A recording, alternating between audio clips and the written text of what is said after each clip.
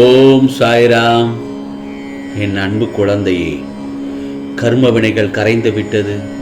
ஆம் செல்லமே, இனி மாபெரும் யோகம்தான் உனக்கு. இதை கேட்டுவிட்டு மகிழ்ச்சியாக தூங்கு. உன்னை புரிந்து கொள்ளாமல் உன்னை பற்றி ஒன்றுக்கு இரண்டாக பேசியவர்களின் உண்மை முகத்தை நீ பார்த்தாயா? அவர்களிடம் இருந்து விலகிச் சொல். அவர்கள் அப்படித்தான் என்று தெரிந்த பிறகு அவர்களை நம்பி உன் நிம்மதியை இழந்து விடாதே. அவர்களை என்னிடம் விட்டுவிடு. நம்பிக்கை துரோகம் செய்தவர்களுக்கு நான் பாடம் புகட்டி விடுவேன். நீ ஒருபோதும் வருந்தாதே. அவர்கள் அப்படி பேசினார்கள் என்றால் அது உண்மையாகி விடுமா? எனக்கு தெரியும் என் குழந்தை எப்படி என்று. ஒருபோதும் கண்கலங்கக்கூடாது. அவர்களுக்கு நான் புரிய வைக்கிறேன். என் வாழ்க்கையில் மட்டும் ஏன் இவ்வளவு கஷ்டங்கள்? நான் என்ன தவறு செய்தேன்? இந்த நிலை எனக்கு எப்போது மாறும் என்று நீ என்னிடம் கேட்பது நன்றாக கேட்கிறது. என் வாழ்க்கையின் தரம் எப்போது உயரும்? மற்றவர்கள் முன்னிலையில் நான் இப்படியே இருக்கின்றேனே, என் நிலை மாறாதா? நானும் நிம்மதியுடனும் சந்தோஷத்துடனும் வாழ மாட்டேனா என்று அனுதினமும் என்னிடம் அழுது புலம்பிக் கொண்டிருக்கிறார். கவலைப்படாதே. இதோ உன் வாழ்க்கையில் மாறுதலுக்கான வேலைகள் துவங்கிவிட்டன. இனி அனைத்தும் சுபமே. எத்தனை துன்பங்கள் வந்தாலும் என் சாயப்பா என்னை கரையேற்றி விடுவார் என்ற நம்பிக்கையும் உன் தன்னம்பிக்கையும் இனி உன் வாழ்க்கையை வளமாக மாறப்போகிறது என் செல்லமே. இதோ உடைந்து போக 1000 காரணங்கள் உண்டு வாழ்க்கையில். ஆனால் உயர்ந்து வர ஒரே ஒரு வழிதான். அது என்ன தெரியுமா? தன்னம்பிக்கை. முடியும் என்றால் நிச்சயமாக ஒரு நாள் முடியும் என்று விடியும் என்று சந்தோஷத்தோடு இருக்கு என் செல்லமே. சிந்திக்கும் போது நிதானமாக சிந்தி. செயல்படும் போது உறுதியுடன் செயல்படு. விட்டு கொடுக்கும் போது மன நிறைவுடன் விட்டுக்கொடு என் செல்லமே. ஆகவே எவ்வளவு கோபம் வந்தாலும் வார்த்தைகளை விட்டுவிடாதே. அடிகளை விட அது தரும் வலிகள் அதிகம். பிறகு எத்தனை முறை மன்னிப்பு கேட்டாலும் அந்த காயம் ஆறவே ஆறாது. ஆம் செல்லமே, உன்னை அவமானத்தால் எந்த அளவுக்கு உருக்குகிறார்களோ அந்த அளவிற்கு நீ பிரகாசமாக மாறி நிலைத்து நிற்பாய், வைரத்தை போல. கவலைப்படாதே. ஆம் செல்லமே, இந்த காலத்தில் சொந்த பந்தங்கள் மீது அதீத பாசம் வைத்தால் தேவைக்கு பயன்படுத்தி குப்பையில் எரியும் கேவல பிறவிகள் வாழும் உலகம் இது. தனித்து வாழ்ந்து பெருமையோடு மறைந்து விட வேண்டும். ஆம் செல்லமே, அதுதான் இந்த உலகத்தில் மிகவும் சிறந்ததாகும். உனக்கு நிறைய விஷயங்கள் புரிய வைக்க வேண்டியதாக உள்ளது. யார் யார் எப்படி உன்னை சுற்றி உள்ளார்கள் என்பதை புரிந்து நடந்து கொள்கிறாய். உன்மேல் அன்பாக இருப்பவர்களை எப்போதும் காயப்படுத்தி விடாதே. அவர்கள் உன்னை சார்ந்து இருக்கிறார்கள் என்பதை நினைத்து உதாசீனப்படுத்தவும் செய்து விடாதே. ஆகவே வாழ்க்கையில் நீ சாதிக்க வேண்டும் என்றால் தேவையற்ற பேச்சை குறைத்து தீர்க்கமான செயலில் ஈடுபடு. நான் கொடுத்த தைரியத்தை எங்கே தொலைத்தாய்? எழுந்திரு. என்னை நோக்கி மட்டும் உன் சிந்தனைகளும் செயல்களும் இருக்கட்டும். எது உன்னை துன்புறுத்தினாலும் கவலைப்படாமல் இரு. எது வந்தாலும் எதிர்த்து நின்று போராடு. வாழ்க்கையில் நீ சிரித்தாலும் அழுதாலும் அது நிர்ணயிக்கப்பட்ட கர்மாதான்.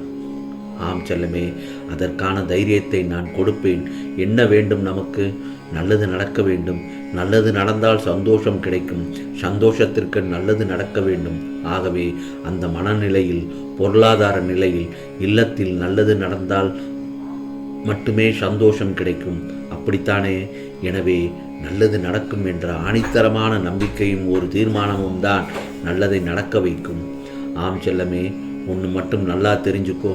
நாம் வாழ்க்கையில் பிறந்தாச்சு. ஏனென்றால் சிறிய தவறுகளை அறிந்தோ அறியாமலோ செய்தால் யோகமற்றதாக போய்விடுமோ என்ற நிலையில் நினைக்கும் போது கூட நான் திரும்பச் சொல்வது என்ன தெரியுமா? மறுபடியும் மறுசுழற்சி செய்வது போல் நம்மை நாம் திரும்பும் ஆன்மீக பாதைக்குள் செல்லும்போது உலையில் இட்ட இரும்புதாது போல் நமக்கு பல பிரச்சனைகள் வந்தாலும் சாயப்பா மறுபடியும் கொடுத்து என்று நம்பிக்கையாக உறுதியுடன் இருக்கும்போது வாழ்க்கையில் புத்தம்புது பொலிவான வாழ்க்கை கிடைக்கும். அந்த தவறு செய்துவிட்டோம், இந்த தவறு செய்துவிட்டோம். வாழ்க்கையில் யார் தான் தவறு செய்யாமல் இருக்காங்க. இப்போ நான் எல்லாவற்றையும் உணர்ந்து விட்டேன். இனிமேல் நான் நல்லா போகணும்னு நினைக்கிறேன். வாழ்க்கையில் இறை தேடல் வேணும்னு நினைக்கிறேன். என் சாயல்தான் என்னை எல்லாம்னு நினைக்கிறேன். அப்புறம் பார், புது வாழ்வானது உனக்கு பிறக்கும் அப்படிங்கிற நம்பிக்கையில தான் முன்னெடுத்து வைக்க வேண்டும். ஆம் செல்லமே, அதற்கான வழிகளை நான் உனக்கு அமைத்து தருவேன். மேலும் நீ நடப்பதை நினைத்து வருந்தாதே. முடிவு உனக்கு சாதகமாகத்தான் வரும். உன் வழிகளை எவ்வளவு இருந்தாலும் அது என் அனுமதி இல்லாமல் எப்படி நெருங்கும்? உன் சாயப்பாவிடம் இருந்து நீ எதையும் மறைக்க முடியாது. இது உன் மனதில் ஆத்மார்த்தமாக இருப்பது உன் சாயப்பா நான் தானே. கடவுள் ஏன் நம்மை இப்படி சோதிக்கிறார்? நமக்கு மட்டும் கடும் சோதனைகள் வந்து கொண்டே இருக்கிறது என நினைக்கிறாய் அல்லவா? சந்தோஷத்தை மட்டும் விரும்பி ஏற்கும் மனிதன் சோகம் வரும்போது அதை ஏற்கவில்லை என்றால் அவன் மனித வாழ்க்கையையும் இறைவனையும் சரியாக புரிந்து கொள்ளவில்லை என்றுதானே அர்த்தம். இதோ உன் வாழ்க்கையில்தான் எத்தனை வேதனைகள், எவ்வளவு எதிர்பார்ப்புகள், வழிகள் நிறைந்த ஏக்கங்கள், இவை அனைத்தும் நீ நினைத்தபடி உனக்கு சாதகமாகத்தான் மாறப்போகிறது. கவலைப்படாதே, உன்னுடன் நான் இருக்கிறேன். என்னை நம்பு. உன் சூழ்நிலையில் இப்போது பணம் இல்லாமல் கஷ்டப்படலாம். உன் கடன் பிரச்சனைகள் முடியும் நேரம் வந்துவிட்டது. நிம்மதியாக உறங்கச் செல். உன் நம்பிக்கை என்றும் வீண் போகாது. ஆம் செல்லமே, ஒரு புத்திசாலியால் சாதிக்க முடியாததை ஒரு பொறுமைசாலி சாதித்து காட்டி விடுவான். தன்னம்பிக்கை எப்போதும் ஜெயிக்கும். நீ வீணாக்கும் ஒவ்வொரு நொடியும் வறுமைக்குள் தள்ளிவிடும் என் செல்லமே, அதை மட்டும் மறந்துவிடாதே.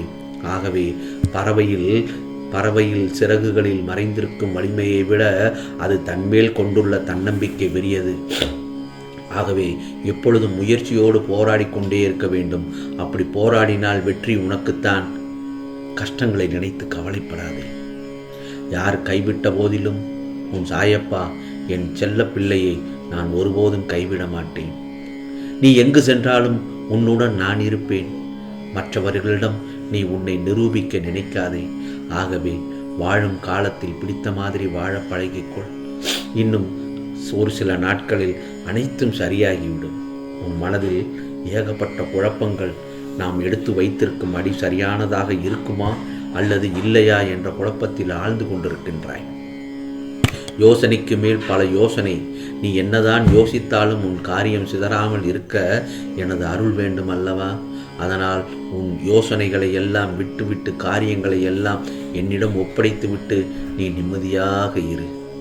சரியான நேரத்தில் எப்படி முடிவெடுக்க வேண்டுமோ அப்படி எந்த குறையும் இல்லாமல் முடித்து கொடுக்கின்றேன் உன் சாயப்பா. இதோ உன் யோசனைகளுக்கு எல்லாம் மேம்பட்டவன் உன் சாயப்பா நான் இருக்கும்போது எதையும் நினைவில் நிறுத்தி செயல்படு. அப்போது உன் காரியங்கள் எல்லாம் எந்தவித தடையுமின்றி நிறைவேறுவதை அனுபவித்து உணர்வாய். எனவே நடப்பதை நினைத்து வருந்தாதே.